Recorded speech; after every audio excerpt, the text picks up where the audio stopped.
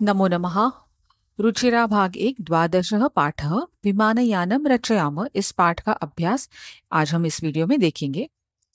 पहला है पाठे दत्तम गीतम सस्वरम गायत। इसके लिए आप हमारे प्रीवियस वीडियो को जरूर से देखिएगा। दूसरा है कोष्टकांतर्गतेषु शब्देषु तृतीया विभक्तिम योजयित्वा रिक्त स्थानानि पूरयत। तो कोष्टक में ब्रैकेट में जो शब्द दिया है उसकी तृतीया विभक्ति करके आपको रिक्त स्थान में लिखना है।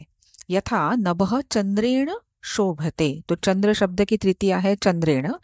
वैसे सा विमलेन जलेन मुखं प्रक्षालयति, राघवः विमानयानेन विहरति, कंठः मौक्तिकहारेण शोभते, सूर्येण प्रकाशते, पर्वतशिखरम अम्बुदमालया आकर्षम दृश्यते।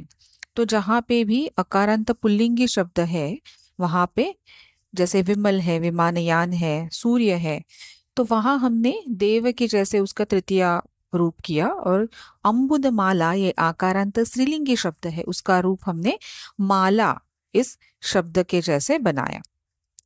आगे भिन्न वर्गस्य पदम चिनुत, तो जो ऑड है उसे आपको चुनना है। यथा सूर्य चंद्र अम्बुद शुक्र, तो यहाँ पे भिन्न वर्ग है अम्बुद, सूर्य चंद्र शुक्र ये सारे ग्रह है, और अम्बुद ये अलग। अम्बुद मतलब बादल।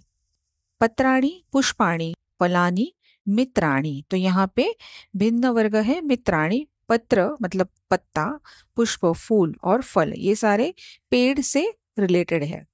जलचर खेचर भूचर निशाचर। जलचर जो पानी में रहने वाले हैं जैसे कि मछली, खेचर जो हवा में है जैसे कि पक्षी, भूचर जो जमीन पे रहते हैं तो कोई प्राणी है या फिर मानव, और निशाचर जो कि रात में घूमते हैं। तो यहाँ पे भिन्न प्रकृति का है निशाचर। गावः सिंहाः कच्छपाः गजाः। गावः ये गो या गौ शब्द का प्रथमा बहुवचन है जिसका मतलब है गाय, काउज। सिंहाः गजाः ये सारे प्राणी है, और कच्छप कछुआ ये पानी में रहने वाला है, और बाकी तीन जमीन पे, तो ये हुआ भिन्न प्रकृति। मयूराः चटकाः शुकाः मंडूकाः। तो मयूर मतलब मोर, चटका मतलब चिड़िया, शुक मतलब तोता, ये सारे पक्षी है, और मंडूक ये यहाँ पे भिन्न प्रकृति का हो गया। पुस्तकालयः श्यामपट्टः प्राचार्यः सौचिकः, तो यहाँ पे भिन्न प्रकृति का सौचिक है क्योंकि पुस्तकालय श्यामपट्ट मतलब ब्लैक बोर्ड, और प्राचार्य ये सारे स्कूल से रिलेटेड है। लेखनी पुस्तिका अध्यापिका अजा, हाँ तो लेखनी पुस्तिका अध्यापिका ये सारा अगेन विद्यालय या पाठशाला से रिलेटेड है। तो अजा ये एक एनिमल, एक प्राणी है, इसलिए वो भिन्न प्रकृति का हुआ। चौथा है प्रश्नानाम उत्तराणि लिखत, तो प्रश्नों के उत्तर लिखिए। के वायुयानम रचयन्ति, तो किन्होंने वायुयान की रचना की। उत्तर है राघवः माधवः सीता ललिता च वायुयानम रचयन्ति।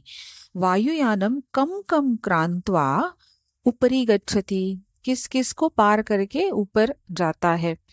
वायुयानम उन्नत वृक्षम तुंगम भवनम च क्रांत्वा उपरि गच्छति। वयम कीदृशम सोपानम रचयाम, कैसी सीढ़ी रचनी है। वयम हिमवंतम सोपानम रचयाम। वयम कस्मिन् लोके प्रविशाम, वयम चंदिरलोके प्रविशाम। आकाशे काहा चित्वा मौक्तिकहारम रचयाम, क्या क्या चुन के आप मोतियों का हार बनाएंगे। आकाशे विविधाः सुंदर ताराः चित्वा मौक्तिकहारम रचयाम। केषां गृहेषु हर्षम जनयाम, किनके घर में आनंद उत्पन्न करना है। तो दुखित पीड़ित कृषिक जनानां गृहेषु हर्षम रचयाम। आगे है विलोम पदानि योजयत, जो अपोजिट है, विरुद्धार्थी शब्द है, उनका मेलन करना है। उन्नतः अवनतः, गगने पृथिव्यां, सुन्दरः असुन्दरः, चित्वा विकीर्य, दुःखी सुखी, हर्षः शोकः। छठा प्रश्न है समुचितैः पदैः रिक्तस्थानानि पूरयत।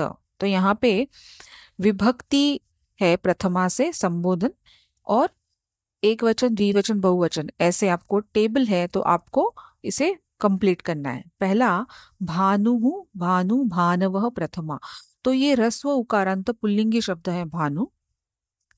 आगे गुरु शब्द का द्वितीया, गुरुम गुरु गुरुन द्वितीया, पशु का तृतीया, पशुना पशुभ्याम पशुभिः तृतीया, साधु शब्द की चतुर्थी, साधवे साधुभ्याम साधुभ्यः चतुर्थी, वटु शब्द की पंचमी, वटोः वटुभ्याम वटुभ्यः, गुरु शब्द की षष्ठी, गुरोः गुरुवोः गुरूणाम षष्ठी, शिशु शब्द की सप्तमी, शिशौ शिशवोः शिशुषु सप्तमी, और विष्णु शब्द के लिए संबोधन हे विष्णु हे विष्णु हे विष्णवः संबोधनम। कारक विभक्ति ये प्रथमा से सप्तमी और संबोधन ये क्या है? तो कारक विभक्ति इस टॉपिक पे हमारा एक वीडियो है जिसकी लिंक यहाँ पे डिस्प्ले की है और डिस्क्रिप्शन बॉक्स में भी है, तो आप जरूर से इसे विजिट कीजिएगा। सातवां प्रश्न है पर्याय पदानि योजयत। तो जो समानार्थ है उस शब्दों का मेलन करना है। गगने आकाशे, विमले निर्मले, चंद्रः निशाकरः, सूर्यः दिवाकरः, अम्बुदः जलदः। तो इसी के साथ आज का ये वीडियो यहीं समाप्त करते हैं। धन्यवाद।